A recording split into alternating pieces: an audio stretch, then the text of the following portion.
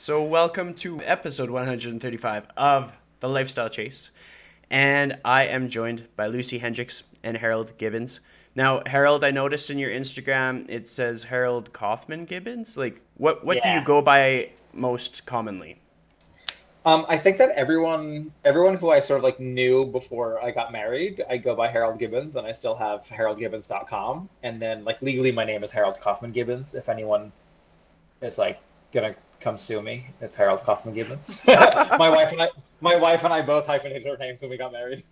I think that's really cool. I'm gonna go off like on a sidebar. Like, what what kind of shaped that decision? Like, what was it that influenced you to take that avenue? Like, I'm in full support of it, but I'm just curious. I want to know the story. Well, we sort of had like a conversation way before we were getting married about like our equality in our relationship. Welcome to the Lifestyle Chase, Season 2. This podcast features high performers who have found a way to live their best life while balancing their health, wellness, friends, and family. I'm your host, Chris Little. Let's get started. The Lifestyle Chase is brought to you by Yeg Fitness. Yeg Fitness is Edmonton, Alberta, Canada's healthy lifestyle community, creating and supporting active living for all. Check them out online at yegfitness.ca and on social media at yegfitness. And like I wasn't trading like three cows with my father-in-law for my wife. It wasn't a purchase, right? It wasn't a sale. It's a dedicated relationship. And when we came together, Katie was like, I don't want to lose my last name. It's part of my identity. It's been part of my identity for 27 years. Like it doesn't make sense that half of the population, more than half of the population, is taught that their last name changes when they get married. Um, and she explained that to me, and I was sort of like, okay, like that's not what I grew up with. I think I grew up thinking that my wife would have my last name, and then I also grew up thinking a lot of like other stuff that's probably wrong, and I will learn is wrong as I grow up more. So we hyphenated our last names, and it's rad. It's I super signed an cool. Yeah, I I signed love an that. email to her. I literally sent Katie an email the other day, and I signed it like HKG, and she literally came into the other room to be like, "That was really cute." So I feel excited about it. That's awesome. So, the way I'm going to edit this is I'm going to have us doing the intro, and the intro is going to be an icebreaker game. So, I used to be a Okay. camp counselor, so I'm full of these icebreaker games. So, it's going to be two truths and one lie. So, hmm we're going to start with you, Lucy. Oh man. Um, this is hard. My favorite hobby is sprinting. Um, I like parrots more than I like cats, and I am a really good baker. I feel like if I had to guess, it would be that you don't like parrots more than you like cats. What do you think, Harold? I'm trying to think about how many pictures of food I've seen on your Instagram. I literally was like, "Oh shit." Um, I'm not positive, so I'm gonna go with the cats one. I was good at this. It was good. I'm not a good baker, and I had parrots when I grew up in Guatemala. I had Really? parrots. We ate together ice cream. We would have the same food for breakfast. Yeah, That's they're super expensive and cool. hard to have here. That's And I recently wild. started sprinting during quarantine. I've never done any running, and sprinting's awesome. All right, Harold, it's your turn. Sprinting is awesome. So I tell you two truths and a lie. Great. Um, I have been for quarantine. I've been eating popcorn almost every night. I have a twin brother, and I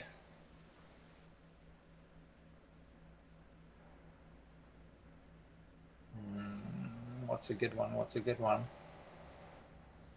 I hate eggs. Well, I can see popcorn in the background, so.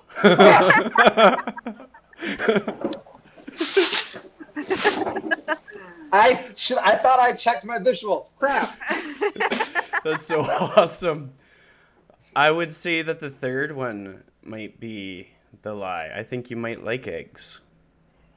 I love me some eggs. I think the only thing I like more than eggs right now is popcorn. All right. So I'm going to take a shot at this. My 2 truths and 1 lie. I can play 5 songs on the guitar. I was a drummer for like 16 years or so. Still kind of a drummer. And I almost died running in a cross-country race. Shit. The lie is the last one. Of you almost dying. I did almost die in a cross-country race. Wow. Yeah. I'm glad Like- you did. Like emotionally or physically? No, like I got picked up by ambulance. It was heat stroke. So I was severely dehydrated, and like 3 kilometers into a 5-kilometer race, I just collapsed. Fell down a hill, got they poured water on me. I was like foaming at the mouth, and I got taken to the hospital, which was thankfully nearby, and I just remember waking up and my family was around. So that one's the truth. That's wild. Yeah. All right, I think you were a drummer. Yes, So I I'm gonna was go a with drummer. guitar. So Yeah? so like with the guitar, the context on the guitar and what makes that one my lie is that I can play guitar, but I certainly can't play 5 songs. Like I have this one that I use that, and that's like my go-to like party trick. And so I can only really count 1 or 2, definitely not 5. So I tricked you guys there. So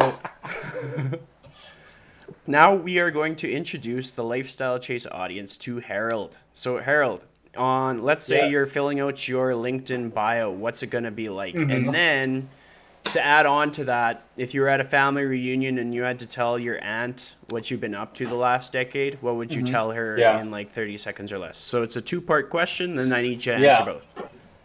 Oh, this is so great. I don't have a LinkedIn, so this makes me feel like I have extra pressure because I didn't have practice for this. What would I put on my LinkedIn? I can do this in 30 seconds. So I started going to school for music when I left college. I went to school to play drums. And then I was like, I'm not sure, this isn't the most fun thing ever. Like, I wasn't a great student, and I didn't have the best relationship with my teacher. I went to the gym to like escape. And at the same time, I saw my dad get sicker and sicker from diabetes. And I went from thinking that the gym was my escape to thinking that the gym could have been beneficial for him. And I ended up leaving music school and going back to school for health and phys ed. And then my dad passed away when I was student teaching. And the timeline in my head got shrunk down rapidly. And I went from thinking, all right, in 20 years, I could benefit these children, to thinking this year, how can I benefit the people who are currently dealing with some sort of metabolic disease? And I spent some time coaching on Long Island, some seniors at the local JCC, and some like really high level athletes at a baseball facility. And then I met Mark Fisher and Brian Patrick Murphy and Kyle Langworthy at Perform Better during a Thomas Plummer talk. And we hit it off, and I heard some really, really weird stories from them. And then like 3 weeks later, my boss at the time was like, you should go interview with those guys. They're like right up your alley. So I've spent the last, it's going to be 7 years in September, the last 6.5 years at MFF writing programs and running our class design. And we founded a trainer in residence program to teach some young up and coming coaches about all of the intricacies of coaching on the floor that's not in textbooks. And that's sort of like those are the things that keep me the most excited and the most passionate about what's going on in the fitness industry, helping people develop their own autonomy, and then helping coaches be, for lack of a better term, be more relatable to the people that they're coaching. Well, I mean, that's really cool because I can relate to that whole like finding escape through drumming, finding escape through fitness. Yeah. Um, and like such a powerful motivation to get into the industry too. Like what age were you when your dad had diabetes when you were trying to like you were going through that time in your life? I know that I started working out my senior year of high school because I was like the fourth guy on the attack line for the high school lacrosse team. And I remember being like, all right, if I'm just a little bit fitter and stronger, I'll like become a starter. I wanted to start.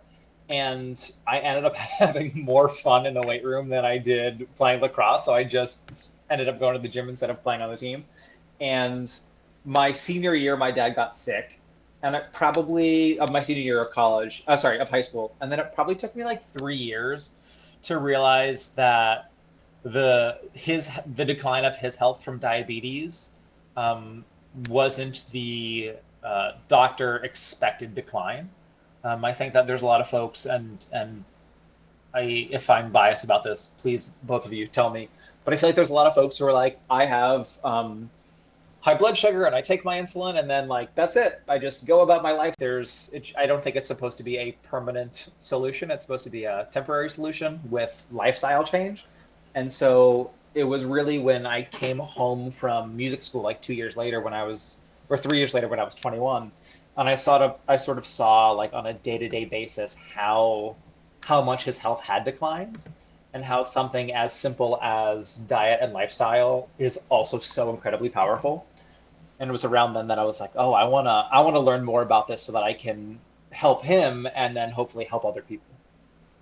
Well, I mean, I think a lot of people have like another motivation for being in the industry, and to Hmm. understand that in the people in our industry helps us Yeah. understand why we are as passionate as we are, and why we are such empaths, like being able to sort of like take on other people's struggles, which I think a lot of people can speak to, like our energy, being able to balance our energy is a tough constant battle. So I'm gonna pick on you, Lucy. When you have to balance out your energy, being an empathetic person, like what are your best techniques for like filling your bucket, especially now in the middle of like an ongoing pandemic and just with everything going on in the world? Funny you say that because it was a very huge problem for me not being able to take people's bad energies, but then also getting into politics and taking news, just anything would get me down for days. So my best techniques are hanging out with friends. However, if I am not doing my routine of meditating and gratitude journal and doing movement and exercising, then I can't really hang out with friends because I can't be present and I'll just want to think about work. So, in order for me to do what really fills my cup and lets me not take work home, requires me to like take care of my mental health. That makes sense. Harold, what do you have to add Yeah. on for filling your bucket? Yeah, I mean, I've got the same thing. Like for me, it's meditation's huge for me. Which this might be like a personal awareness thing, but like I don't identify as somebody who meditates, and I've also meditated twice a day very consistently for the last 5 years. Um, and I feel like between meditation, between being like really aware of how sleep or the lack thereof affects me, and how the different foods that I'm eating affect me, has been huge. I also make a concerted effort to get out and ride my bike pretty consistently during pandemic. And right now, we just got a puppy like 2 weeks ago, so it's a little bit harder to do that right now. But it's been huge for just sort of getting the physical activity and the environment that sort of rejuvenates me. Definitely, definitely. Like in terms of your expectations for 2020 in comparison to the outcome of 2020, what were your expectations for 2020, Harold? Oh, there were so many things that I wanted to do. The first one that comes to my mind, I've got a few strength coach friends who also ride mountain bikes, and we had planned to do a few different races together, which was like absolutely rad. Dan was going to come out from Washington. Rich was going to come down from Canada, and we were going to like ride some bikes, and it was going to be great. And I know that I had planned for myself to do lots of different adventures. I was like, I want to go hiking and climbing and like whitewater rafting and do a bunch of stuff. And now I'm like mostly sitting at home, sort of like longingly staring out the window, waiting for it to be safe to hug people again.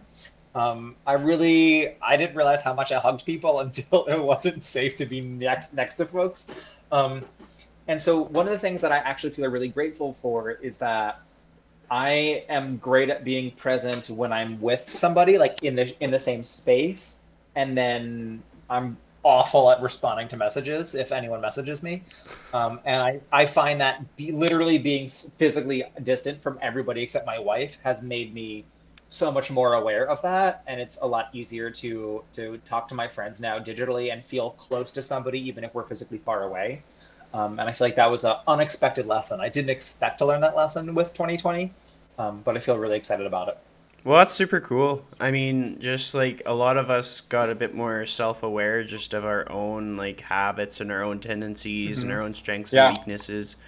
Um, I'll interject and say really quickly our technology isn't working, so this one will just be audio. My video isn't capturing, so now we can like have dogs going through the background, whatever we want. So that's kind of cool.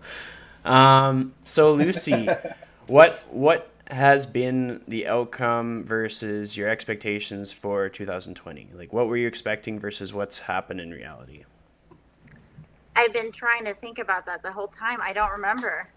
I don't remember what I was wanting or what my plan was pre-pandemic. But the outcome has been a roller coaster of lessons, a roller coaster of really, really good times and then really, really low times for me. And a lot of lessons of where I need to put my time. And I always felt like hanging out with people because I get really obsessed with work, and I actually have OCPD, obsessive compulsive personality disorder. So when I'm not doing well, like I literally can't have a conversation with loved ones, families, because I'm just thinking about like a sentence, and that sentence usually turns into like content. And so most people see like all my content, like, wow, that's so awesome. Like it's my coping mechanism.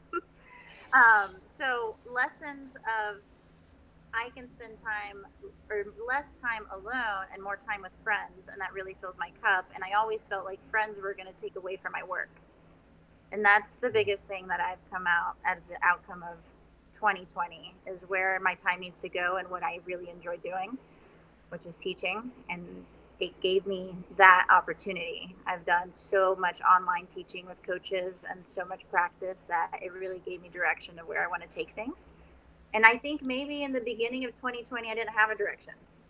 Like I didn't know, do I put all this time into my gym? Do I put all this time into Lucy Hendricks, seminars, venturing? So maybe that's why I can't remember because I didn't have a direction.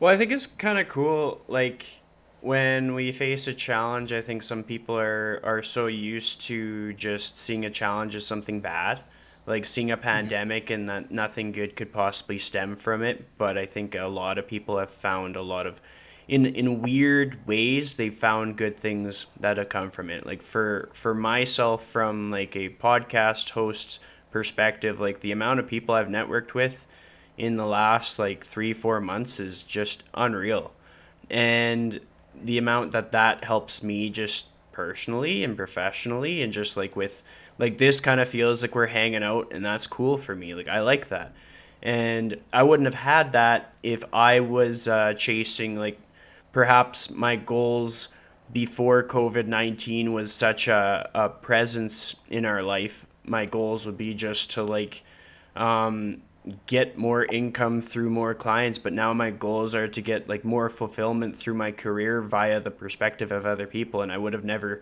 been that self-aware if having not been forced to do it, just like with time management and stuff.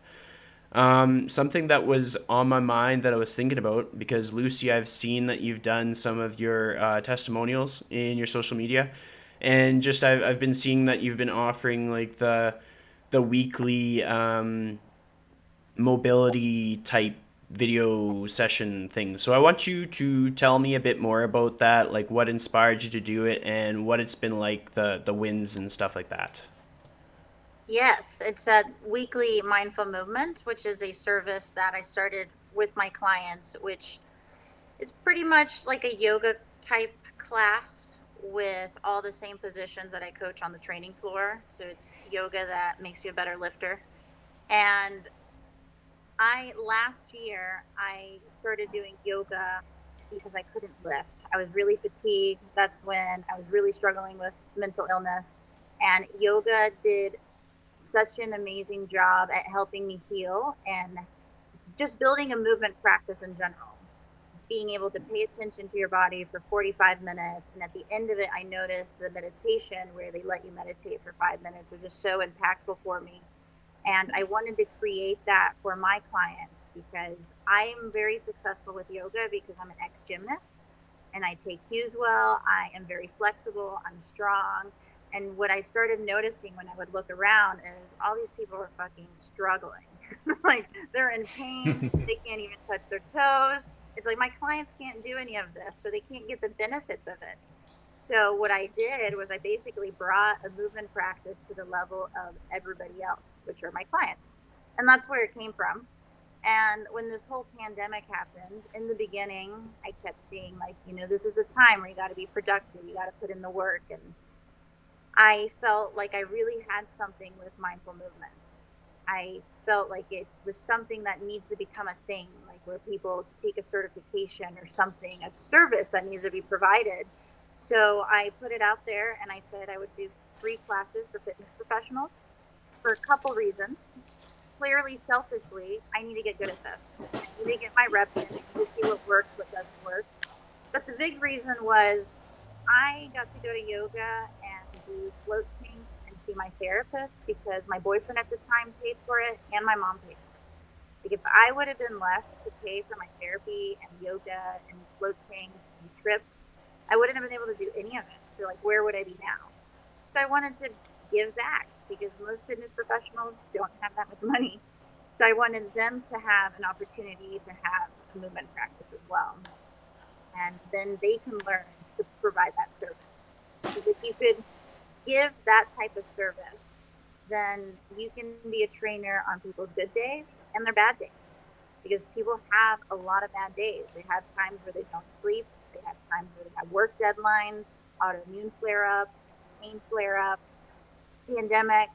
Like some of our clients just did our mindful movement because that's all they can handle. Yeah. So that's another reason I wanted trainers to learn, and you learn by experiencing it yourself. Well, I think that's really awesome. And even on the topic of bad days, I think everybody on this podcast has bad days. And I think everybody that we work with, like branching out, has had bad days. And it's just like sometimes people forget, like even the leaders, even the instructors. And what was I'm that? so sorry. All good. I think there's a drill in the wall next Well, in the apartment next door. I'm switching rooms. okay. So Sorry. I'll keep going on my tangent. Just like everybody's having a bad day, regardless if it's so loud. I'll just I'm wait. so sorry. I'm so sorry. I'm just This gonna is hang out in my awesome. kitchen. All right, are we good? I think so. Okay, that's perfect. That's what makes a good podcast, is having that cameo of the electric drill. But essentially, we all have our bad days, and some of us express it, some of us don't.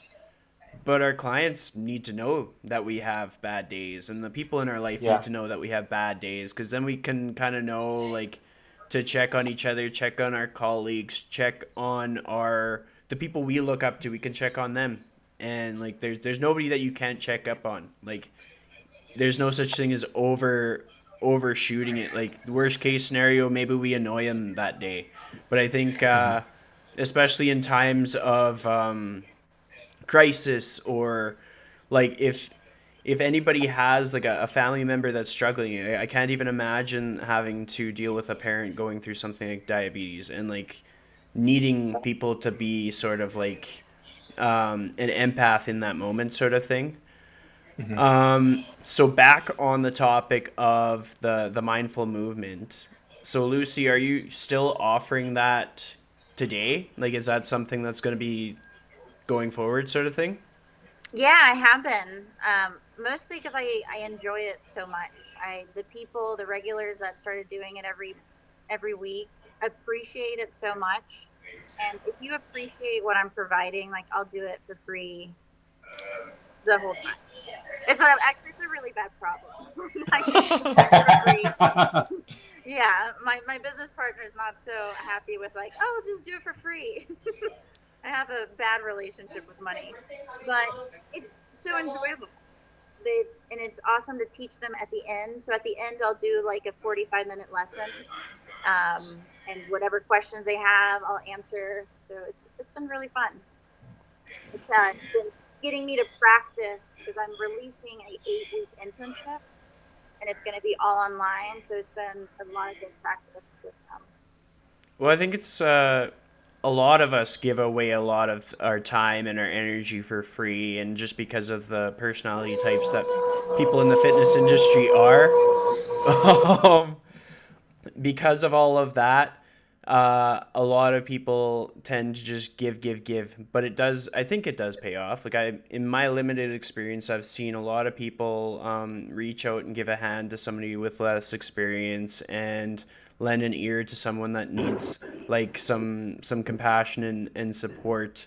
Um, to get to the point that I'm getting at is if someone's listening to this podcast and they want to join in on the mindful movement, are they invited to mindful movement?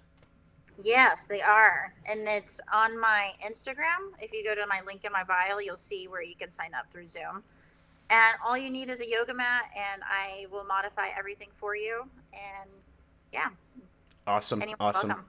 And then how do they find you on Instagram if they're not following you already? Lucy Hendricks. Perfect, perfect. Because like that's been something that I have like brought up to clients or brought up to friends. I'm like, you gotta follow my friend Lucy Hendricks on Instagram because she's offering this super cool thing, and I think it'd be helpful. And I think sometimes the barrier for a person taking that next step in like their fitness or wellness is not being able to visualize themselves actually going through that process, or not knowing what that process looks like. That it's just as simple as you follow this person on social media and then you go into the link in their bio and you sign yourself up. And they might be a stranger at first, or it might be something that gives you a bit of anxiety to go into, but it's like it's a worthwhile risk. Like I think in life we should take a lot of risks. Um, with that being said, we're gonna jump over to Harold. And when you shared sort of like your journey into the industry and that moment that you met Mark Fisher, like what was that moment like? Like what were your thoughts when you're finding someone that you seem to have some shared core values with or a shared Yeah. passion with? It's funny that you phrase it like that because when we met, I wasn't aware of our shared values. I was aware of our shared passion, and I think that I was still in like my little shell. Specifically at Perform Better, like I get very introverted and I take like a ton of notes. So I basically like spend the entire weekend like typing as many of the words coming out of the presenter's mouths as possible. And I don't know if y'all know Brian Patrick Murphy. He was one of like the co-founding coaches of MFF. He was very loudly answering all of Thomas Plummer's rhetorical questions. So Thomas Plummer, who's like this fitness business guru, was like, "And do you think that your clients come to you so that they don't get any results?" And Brian is like, "No." And so it was like bizarre that I'm my quietest when I'm learning, and Brian is like screaming, and Mark and Kyle are like taking notes, and they're like, "Ask him this, ask him that." So I thought that we were really, really different when we met. And now I feel like he's like one of the people in the world that I'm the closest to because there's so many different things that we do unite on. And for me, it comes down to taking all of our skills or expertise or time and energy and trying to craft and create ways to empower people. And I think that for Mark's entrance into the fitness world was he was he was coaching while he was acting, and like acting was the job and coaching was like the side hustle. And then he was like, hold on, I'm helping so many people as a coach, like I'm going to just focus on that. And he built the Snatch in 6 Weeks program and opened the gym. And I think that when I think about how my dad's health declined and he ultimately passed away, I think about ways to, hey, how can I be somebody's entry points to self-care in a way that they enjoy and appreciate. I think there's a difference between any fitness professional giving somebody an experience that makes them feel empowered and a doctor saying you have to exercise or you're going to die. It would Years ago I would have been like, hell yeah, if somebody tells you if you don't exercise you're going to die, you're probably going to do it. And now I realize most people probably aren't going to do it.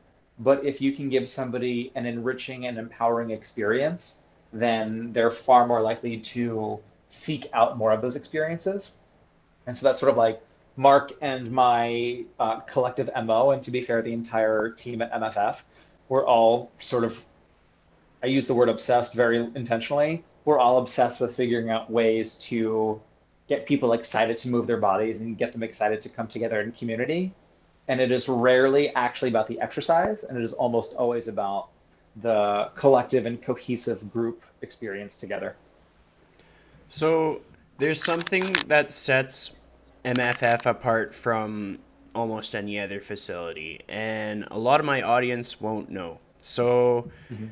to speak to them from like basically they know nothing about the facility, they know nothing about like the community or anything like that. How would you describe it to them in a way that helps them really understand what sets your community apart and what makes it so special?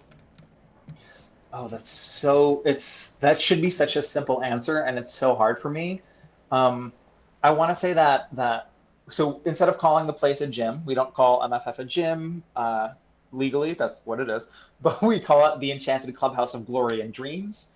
We don't refer to anyone with a membership as members or as clients. We refer to them as ninjas, and the entire sort of like aesthetic emotionally is that this is a safe space for people to come together and move their bodies.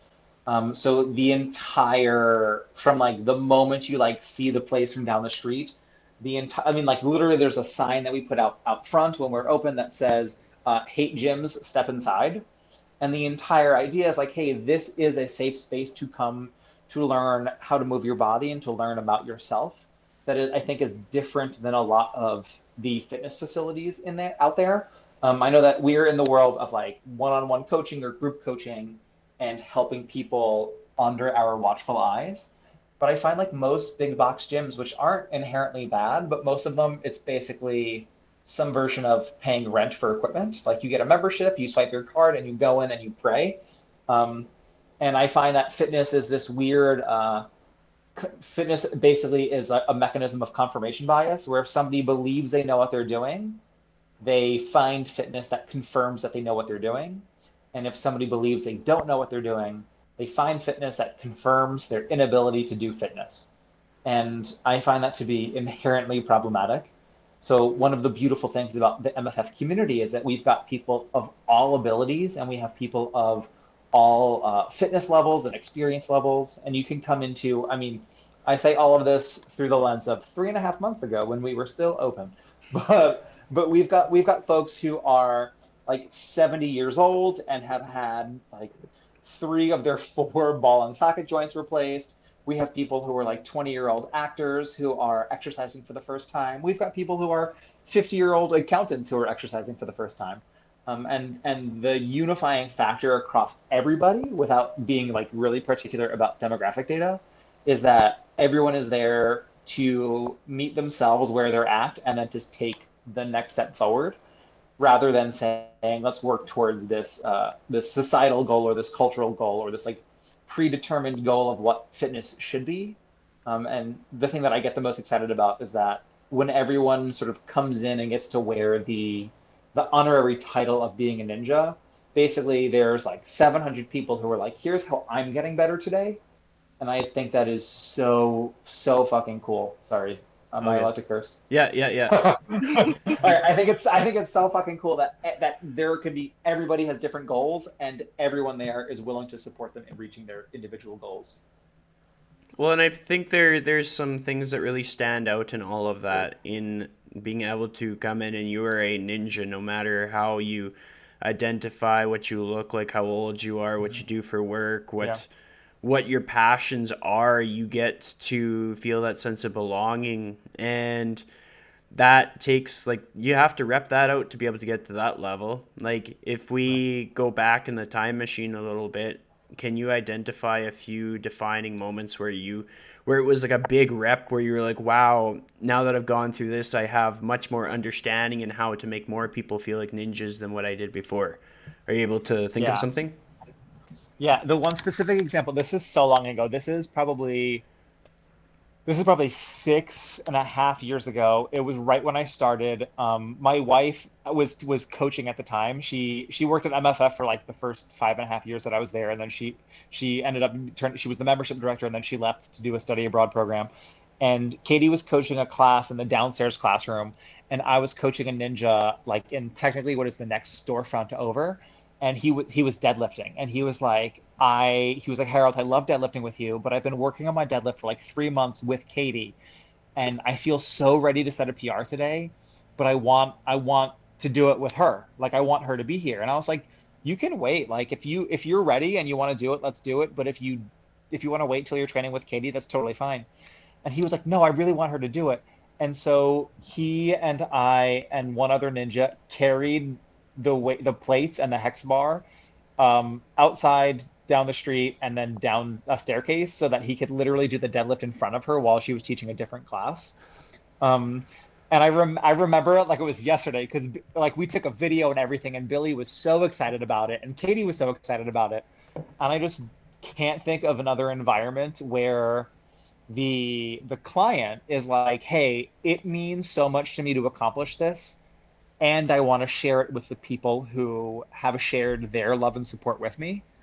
And I think about moments like that, and then the most modern, up to date versions of that is we've got this like pretty robust online training community right now called MFF Homebody, and there are people who are taking classes who are still. We've always had theme days. There's always people who are like, let's dress up for whatever the holiday is, and there are people now who are figuring out like, hey, how can I dress up for the theme of class? Amanda Wheeler put together something called Wild Card Wednesday, where the Wednesday classes have specific themes, and people are like, all right, this is one of our coaches is from, oh God, where's Sam from? I know his family now lives in Newfoundland, so we have like they have like a Canada themed class, and there was a Britney Spears themed class, and people are showing up with all of this memorabilia and merchandise and their clothing, and I just don't know of any other places where people are putting together such emphasis on coming together in community. And I think both of those are really beautiful. Billy wanting to deadlift in front of Katie, I think, is so rad. And then the ninjas being like, I'll bring you my shirt, put it in a bag, like wash it so that COVID is out of it, and then wear it for class. I think that's so cool, because I think we underestimate the value of those little efforts like that. Like, Mm-hmm. how much more sustainable fitness could be for one individual or for a collection of individuals. And like, that's what we're here for. We're not here to put people in a box. We're here to figure out like what makes them who they are and understand it better, sort of thing, I guess. Yeah. So when we were talking about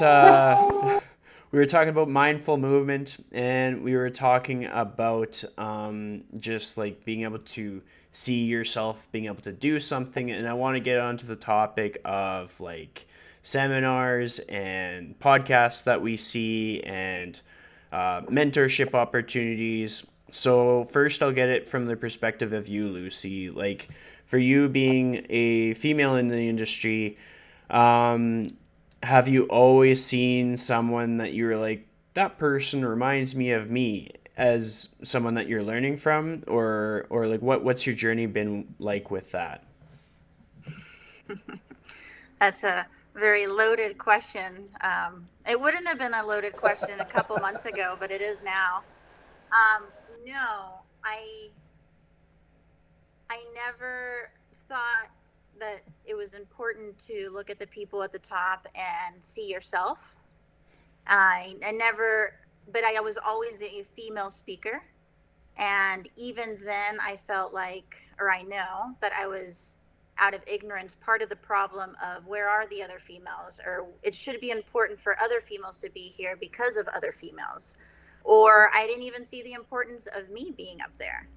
And I think it's because I didn't have representation growing up either. And when I moved here from Guatemala, so I'm half white, half Guatemalan. And when I moved here, subconsciously, never bullied. My mom never told me, like, people will make fun of you. I was never made fun of. I got rid of my Rivera last name and only used Hendricks. I worked really hard on not having an accent. I didn't want to get tan for the longest time because I didn't want people to think I was Mexican. But no one ever told me to do that. I just kind of did that. So I just almost assimilated to the white population, and because I could. And then I also reflected back from my childhood of how I did the opposite, and I assimilated to Guatemalan, and I wouldn't speak English because my mom's American.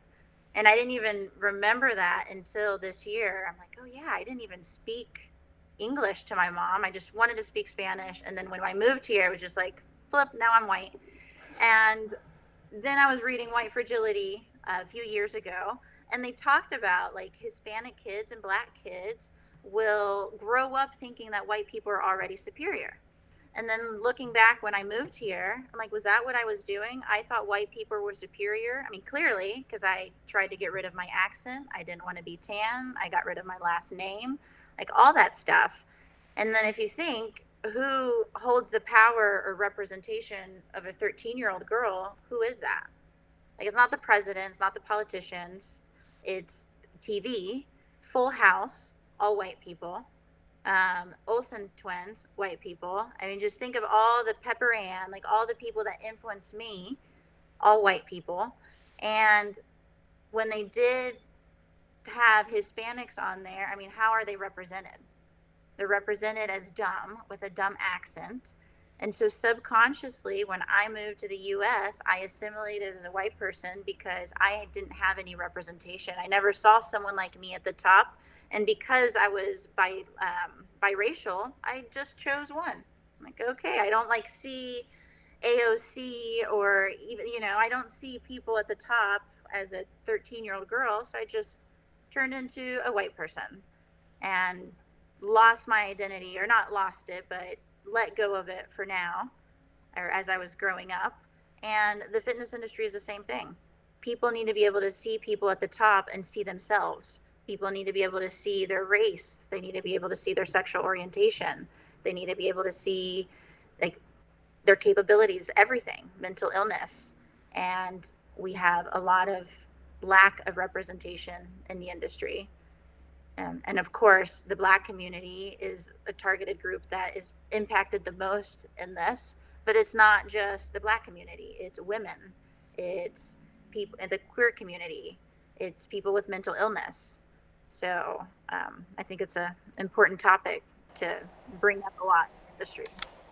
Definitely. And I mean, I look at it, there's like an analogy that I'll use, and it's basically like if you put a whole bunch of value on a table, and that like what is happening when we're not looking for value in diversity is it's like we're taking like half the value off the table but not knowing it. We think we took the whole thing, but we only took half. Like in my experiences, like I've interviewed like 120 people in the span of like less than 2 years, and it's taught me so much.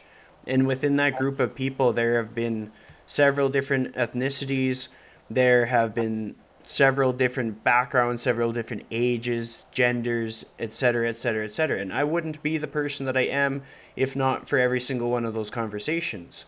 And then I would be a much different person if my conversations were nothing but like, if even from the standpoint of fitness industry versus not fitness industry, because sometimes I'll interview people who aren't even in the fitness industry, and it still made me a better trainer, or at least it made me a better human, so that all the other things that I do become better. And I look at it from the standpoint of we discussed like repping out things, like repping out the mindful movement, like repping out being able to help people become better ninjas through all the different experiences of like carrying like the deadlift bar and stuff like that. And everybody that comes to the table with a different identity or a different way of representing themselves or a different workout preference, everybody that comes to that table and should have a spot at the table, I will say they should all have a spot at the table.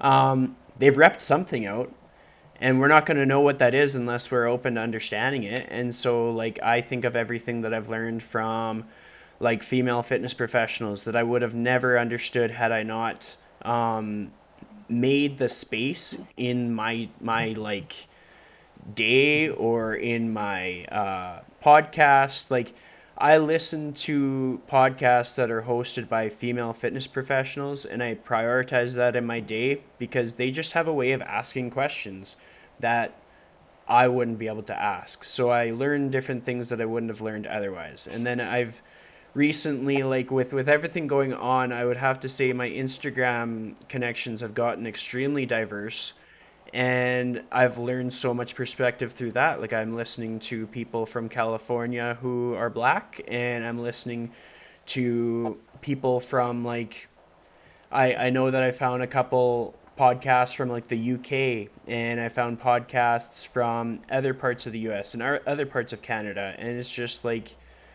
unless we see all the value on the table, we're not going to get it. We're just going to take half of it and think we have it all.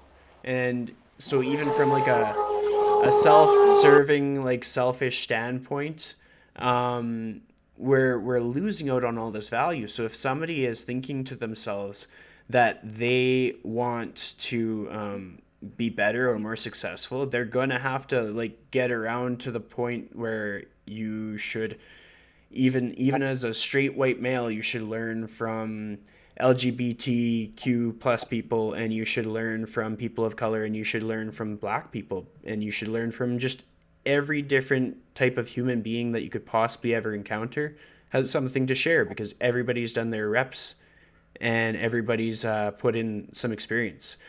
Now that I finished off with that tangent, Harold, do you have anything to add to this topic that we're on? Yeah, I love it. Oh my God. The first thing that I'm going to add is that I want to know what they're doing with the drill downstairs. It honestly sounds like the purge is coming through your town. I literally can't figure out. We have like 2 bedrooms and like a living room in the middle, and I'm literally like, where are they? I can't figure out where they're doing stuff. I feel like this is related to sort of what you were both saying, is that we have such a homogenous and myopic fitness community, where I think that I know a lot of coaches, and to be fair, I've followed a lot of coaches on Instagram who only ever talk about coaching. And regardless of what's going on in the world, their Instagram feeds are the same. And to be fair, that was me until a few months ago. And one of the things I'm trying to be aware of is like, everyone can learn physiology, but there is so much more to being a coach and really to being a person than just like, what is the mitochondria doing? And I've been recently trying to think through what are the lessons that we can learn from people that is based on their identity. I know that in the evidence-based side of fitness, there are so many of us who don't want to have opinions and we don't want to have preferences. So we lead our opinions with, well, according to the science and recent research, but we fail to acknowledge that is based on hierarchies of power. So the one that came to my mind when Lucy, you were talking about growing up in Guatemala, and it just made me realize that like, I remember when intermittent fasting sounded like it was the biggest thing in the world. And I don't know, let's say it was like 6 years ago. I feel like every single person I trained was like, Harold, intermittent fasting, should I do it? And I took what I thought was like a John Berardi approach, which was like, yeah, you should sort of like know what it's like to be hungry, but like, it's not really going to make the biggest difference. And just this last year, one of the ninjas and I were talking, and she was like, hey, I'm fasting for Ramadan, and it feels I'm super aware of how good I feel, and I feel like my sugar cravings are gone and my alcohol cravings are gone, and I feel like the quality of my diet has improved because of this participation in fasting for Ramadan. And there is nothing that I think I can do educationally as a straight white man to convince somebody that intermittent fasting is good for their health, that the cultural experience of being in a family and in a community that is practicing this religious, um, uh, not discipline, religious practice is learning from. And I remember thinking like, oh shit, if I just took my experiences and my knowledge and my preferences, and I was like, hey, anonymous ninja, you should do it like this. I wouldn't have best served her. But being able to say, oh, okay, so fasting is part of your life because it is part of your religious practice. Let's see what you can learn from that. That to me is so much more important than saying, like, here's one diet that fits all, or here's one way of eating that fits all. And while I'm thinking about nutrition, one of the ninjas who I adore, and we have conversations about this stuff all the time. She and I have been talking about food deserts and access to food. And I know that a lot of the fitness industry that I see that is like straight white people on Instagram is like, here's my free range kale and here's my organic quinoa. I like saying free range kale because I'm imagining a kale plant walking around in the forest, and it's like, let me go find more sunshine. And so much of the fitness industry is like, you have to do the perfect workout and you have to eat the all the phytos, go eat all the phytos. And like some people, the best vegetables that they can get are like frozen peppers. And I don't see space for them, and I don't see space for the people who can't afford gym memberships. It feels like because of capitalism, fitness is extremely serving to affluent people, and basically everyone else gets like trickle down fitness education. Um, and I just don't believe in trickle down economics or trickle down education. So I'm really intrigued by how we can, what Lucy said before, like diversify the the presenters and the speakers and the experts and allow there to be a variety of solutions because the world has a variety of people.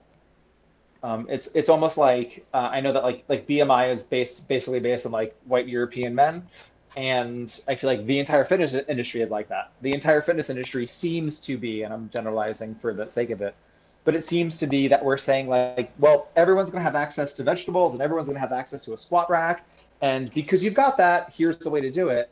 When in reality, the vast majority of the world doesn't have access to the equipment that some of us are fortunate enough to have or privileged enough to have, and a lot of people don't have access to the nutrition. So to me, it's super important that we diversify the voices and normalize a variety of experiences. So it's not just this myopic, like prowlers and barbells, because they're cool. I like them, but most people won't have that access.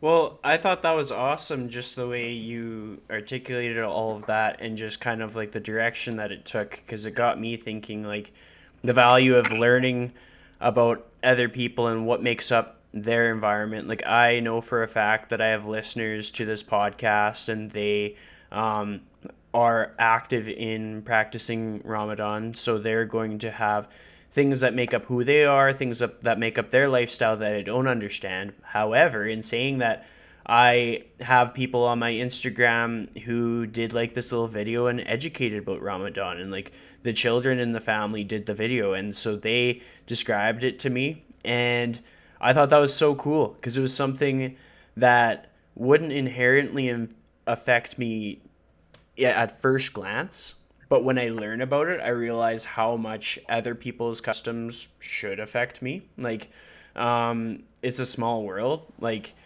I find that we all have different connections regardless of our geography and just how we can impact each other positively. So when we understand the environments of each other and we understand how much Harold likes popcorn, then we can be in that position to Love improve each it. other's environment. Like, when it comes to like fitness and wellness, is just like not necessarily putting on other people what we think that they need, but understanding where what makes them who they are, what environment that they're in, and using our Mhm. vast skill set to make incremental improvements that are sustainable over the course of like 20, Yeah. 30, 40 years. Yeah. I just got so amped up about this. Can I share an idea with you guys? Yes. Sorry, I said guys, Lucy. Um, yeah, I want to share an idea with y'all. So do y'all know the book Born to Run from Christopher McDougall?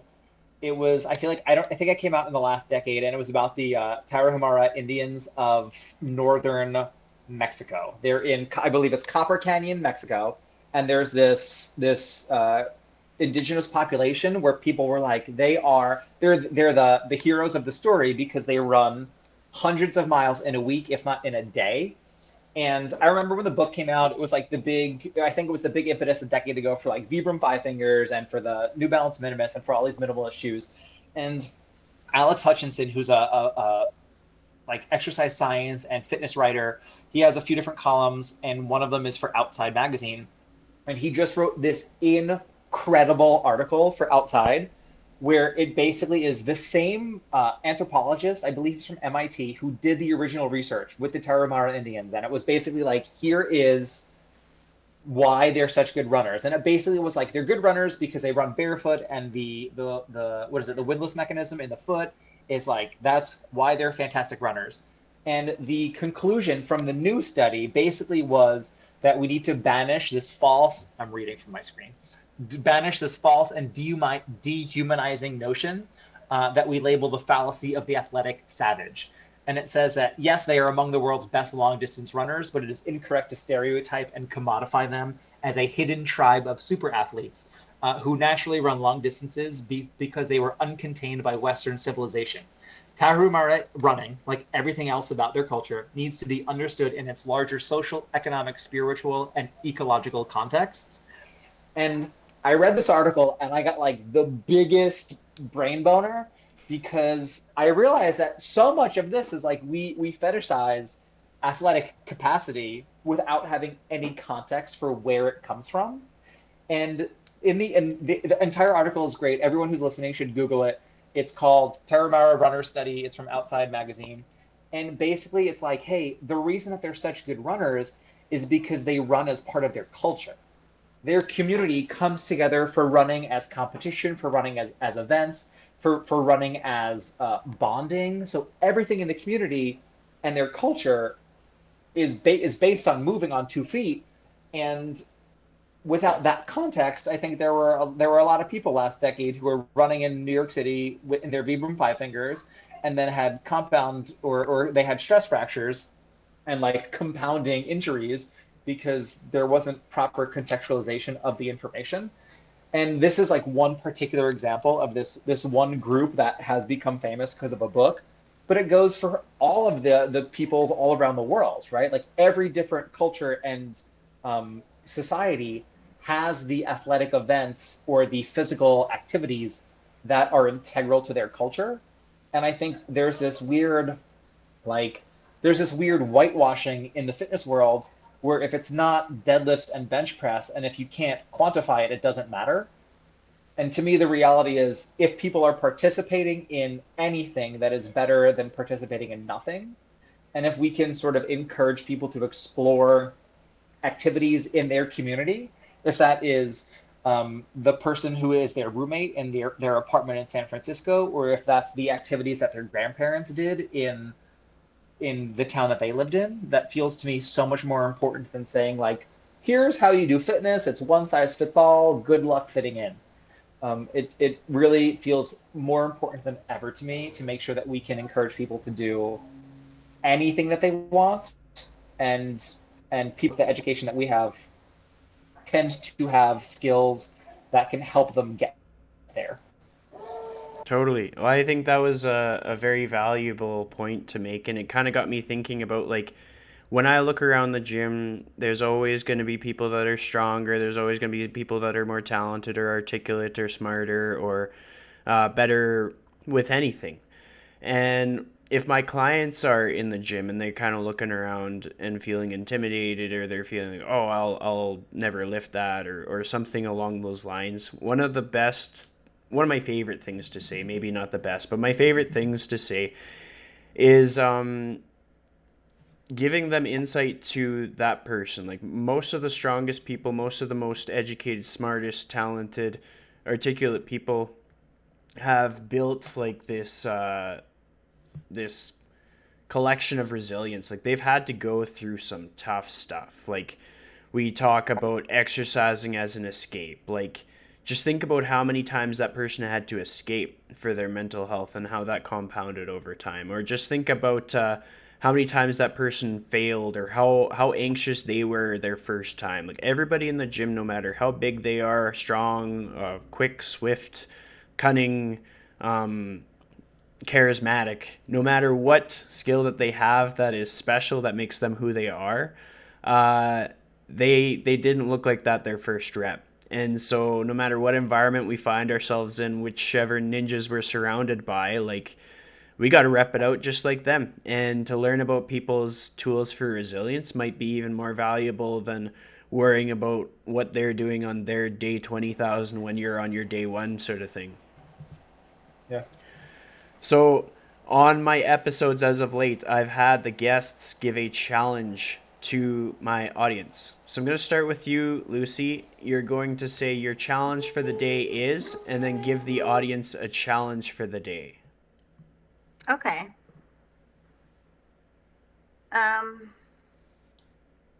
Cool. Ready? I'm ready. Okay. Your challenge for the day is to seek out people that don't look like you, but not in like a weird way. So have some self-awareness. Because we talk about, I want to like give a little rant of, because like I love what everybody says about diversity. We need to seek more diversity, but then I think that gets, people now think they have to like demand different people, like where are the people with mental illness, where are the women, where are the Black people? And that's like, first we have to really think what the reason why there's only just white people on the panel, and it's because we don't know other people that don't look like us. And with being genuine and out of curiosity, like get to know people that don't look like you, so when you make decisions, they're already included. You don't have to make that extra step of like, if I'm doing a panel and putting together a panel for, I don't know, any type of topic or any type of niche, I don't have to think of like, who am I going to invite? Oh, and the Black person. It's like I've gotten to know these people that they're already included, or not just the Black community, but people with mental illness, women, the queer community. So just my challenge is figure out how you're going to get to know people that don't look like you, and not in a weird way. I love it. So then we're going to turn the table to Harold. What is your challenge for the day?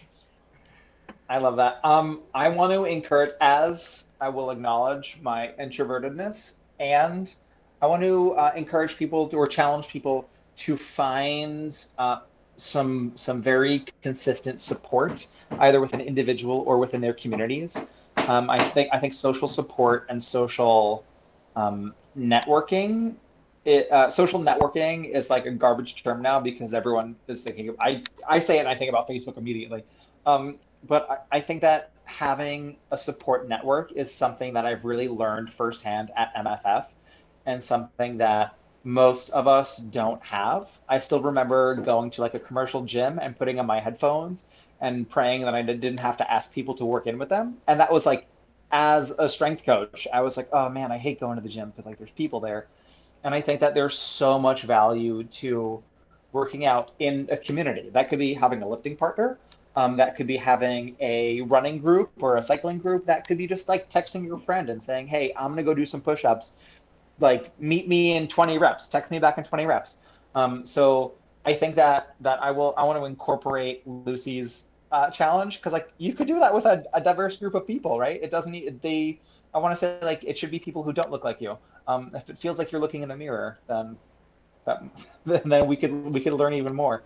But it would be do it with support. Do the physical activity with support, and I think that will help us so much more as individuals and hopefully as a society as well.